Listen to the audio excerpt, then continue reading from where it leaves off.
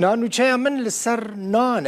نان تماشوان نهجا جبو کردان گلکی گرینگه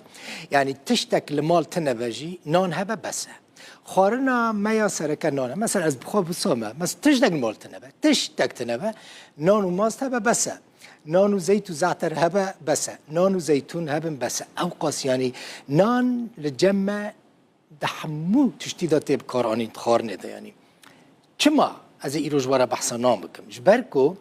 خلق نان پاکج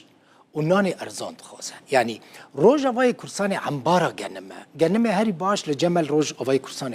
درد کبه لنابل روز اوای کرسان نان هم نپاکج به هم بها به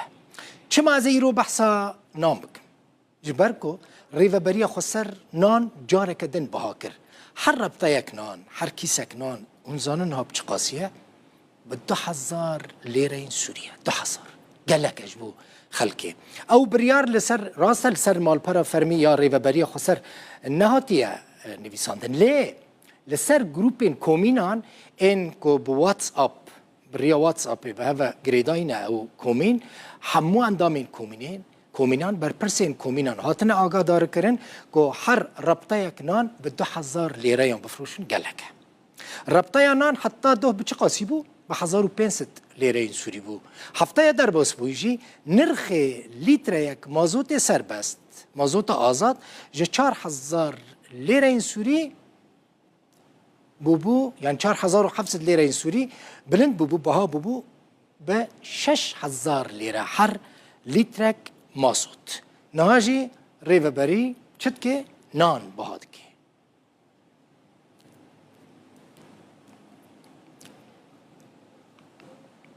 هر بحثا گنم زي بردوام بكم 11000 تون توفي گنم لسر جودكارين رقا هاتا بلاف كرن وهين بردوام تك بلاف كرنوي هر وها 400 گريبست عقد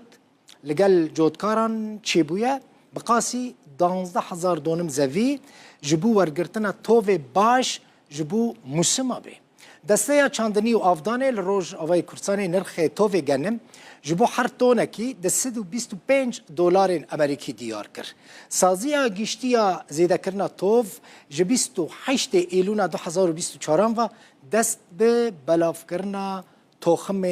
گنم کریه